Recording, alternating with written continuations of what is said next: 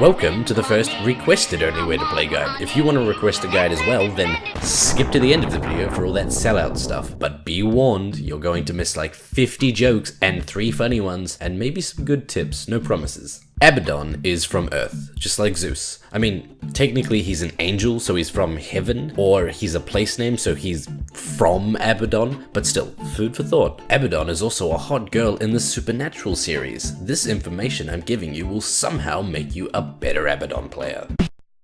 Quick, name every hero that has a spell that stuns, silences, slows, disarms, or in any way debuffs an enemy. Did you do it? I'm going to assume not, but if you did, you've just named every hero Abaddon is good against. And if you did, you listed about 108 heroes. So now we're going to peruse our patent pending power pyramid. Oh god, I need a pop filter. To find how some heroes Abaddon counters counter him back. The top rung is reserved for Outward Devourer, Shadow Demon, Ancient Apparition, and for the first time, rather than a hero, Yules. Abaddon is nearly completely crippled by banishing him, and that's what all of his tier 1 counters do. OD is the biggest problem because his lasts 4 seconds and none of his spells can be broken by a Aphotic Shield. Normally, this would be the bit where I give advice on how to play against this, but I just don't know. In general, manually pop your ult when you know OD or SD or Yules carriers don't have their imprisonments or disruptions or cyclones off cooldown. The tier 2 counters are any heroes that burn your mana, taking away what makes Abaddon powerful in his Aphotic Shield, and the tier 3 counters are a mashup between Death Ballers, Split Bushes, heroes that you can't purge debuffs from, or heroes that don't actually depend on debuffs in general. Like usual, the tier 3 counters are more of a slight pain you can ignore in most games. Just don't pick Abaddon into an OD, and you're fine. Before we move on, Abaddon, especially the way we play him, is extremely fun to play as a hard counter to Silencers, Pudges, Banes, Batriders. We'll talk about why in a minute. As with every one of these guides, you can find this one in-game as well as right here. It's the first link in the description. For the longest time I've been planning on making this guide, and I've waited so long that my weird build has turned out to be really close to the average build now. Regardless, ours goes maxing W first, 2 levels of E at 2 and 4, ult when available, and after W maxing Q, then the last 2 E levels at 13 and 14. It looks like this. Abaddon is a Aphotic Shield. That's why he's good. That's why he's played. Abaddon without a Aphotic Shield is like Pudge without Hook or an Astronaut without a Drumstick. It's just not natural. The 2 levels of Curse of Avernus are specifically for the laning phase, and that usually ends for Abaddon by level 7. If it doesn't, keep leveling Curse. Now let's talk about the more advanced stuff. Mist Coil's self-damage counts for Aphotic Shield's threshold. You can deal 450 damage in one go by popping your shield with Mist Coil being cast on an enemy within 675 range. Mist Coil can be used to deny yourself as well. It's pure damage, so as long as you're below 150, it'll work. Aphotic Shield dispels hard disables. Your teammate get hit by a 5-second Marana arrow, shield him and watch him skip away, blissfully unaware that anything happened, to walk into a Pudge Hook or something.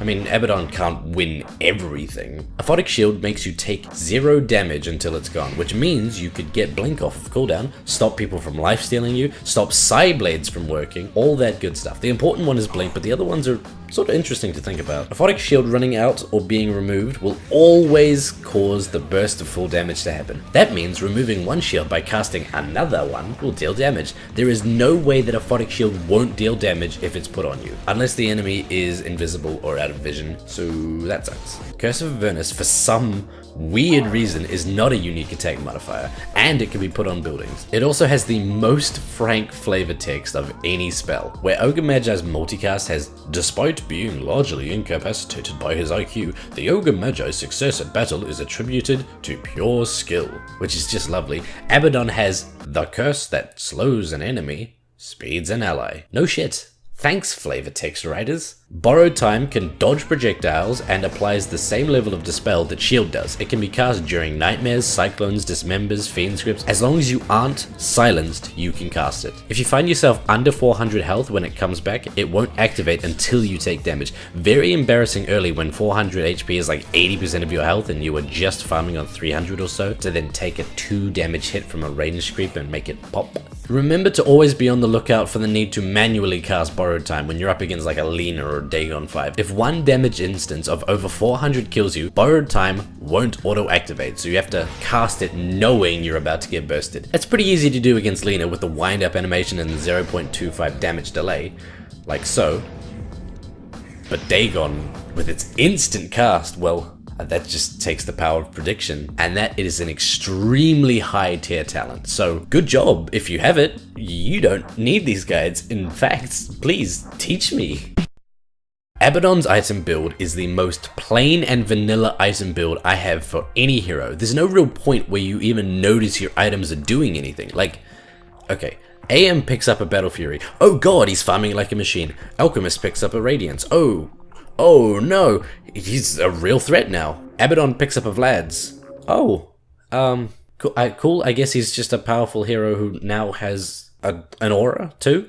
That's not to say it isn't really insanely powerful. It's just the build's so subtle. A few small auras here and a few more stats there. To see what I mean, start off with a Tango, a Ring of Protection, a Mango or two, and an Iron Branch for good measure. The 2 Mangoes are for making sure we'll always have a pocket Aphotic Shield for diving and for running. We then finish Bessie for more mana to cast more shields to get more kills to win more games, and follow it up with our boots of choice, Phase. Then we get Vlad's with either Headdress or Morbid Mask first, whatever you like, and follow that up with drums. See what I mean? There's no real point where Abaddon goes, now I'm a threat. He pretty much starts off terrifying and you just buy items to keep him in the state of being in all these team fights, just being the biggest dick to play against. That rings true with our first core item too, which is Aghanim Scepter. Ags gives us a 7-second ult duration and reduces the damage dealt to any ally near you by 50%. 50% on everyone. That's pretty neat. But there's no fireworks that go off or any particles that happen during any of this, and so to the untrained eye, nothing really crazy is even happening, but we know. I'd like to take a moment to offer the only other way to play Abaddon, and this is the defensive, oh shit, I have to save my allies, Aphotic Shield focused build. Aphotic Shield has a really short cast range. If your positioning's off, you could end up walking into Chronos and such when you're trying to save your allies from them. So when the mood is right, swap out Phase Boots and pick up Arcane Boots to disassemble into Ether Lens with a 4-star follow-up to make sure you're always able to be your allies' saving grace. It's a good build for when you're behind too. No point building 1,000 auras and then dying first in the fights. Abaddon is to the offlane like an astronaut is to a drumstick. They're made to be together. Also, I might be really limited with my analogies. Abaddon's a beast early game, if he's level 2. We're not the best at contesting the first rune, so go if there's nothing scary and block the lane if there is. There exists on US servers a demon by the name of Logon Booked at Grace. He was the harbinger of this Abaddon craze, and he and his minions are the worst people to find on the enemy team if you're playing safe lane, because he plays Abaddon, and Abaddon destroys the enemy's safe lane. The general gist of this is farm when you can, and stop the enemy carry from farming also. Whenever he comes in, whack him a few times. Whenever he goes for a last hit, shield the creep. Even if it's not the most efficient use of shield, it sure is fun to drive a complete stranger to madness, and that's exactly what it does. You can dive the tower too if you really wanted, but here's a tip.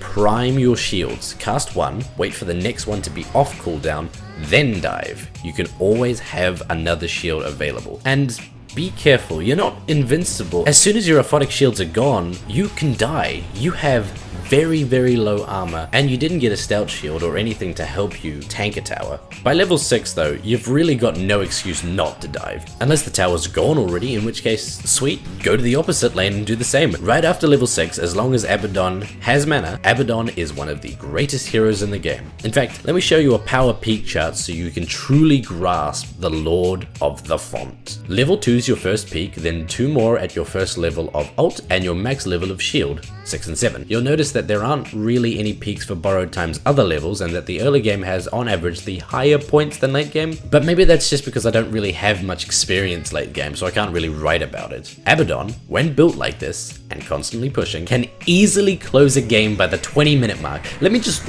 remind you, in my Medusa guide, I said if you have your Skadi by 20 minutes, that's really good, and you can start being useful on the map. The enemy team have a Spectre, an AM, any late game carry who was awful early, pick Abaddon, and you win. Before you win though. Abaddon is one of those heroes that makes diving fountains a lot of fun. It's also a surefire way of getting every single enemy hero in fountain to stun you immediately, and you've already popped your ult for the dive, So how do you get out of this one? Let me read ahead on the script here. Oh, turns out you don't. You die. The enemy, Sven, gets the last hit on you. Your allies also die because there's no one to tank the tower. You then lose. Oh, wow, good job. Maybe this time you'll remember. I've said it before. Fountain dives ruin lives. Please, dive responsibly. And have fun.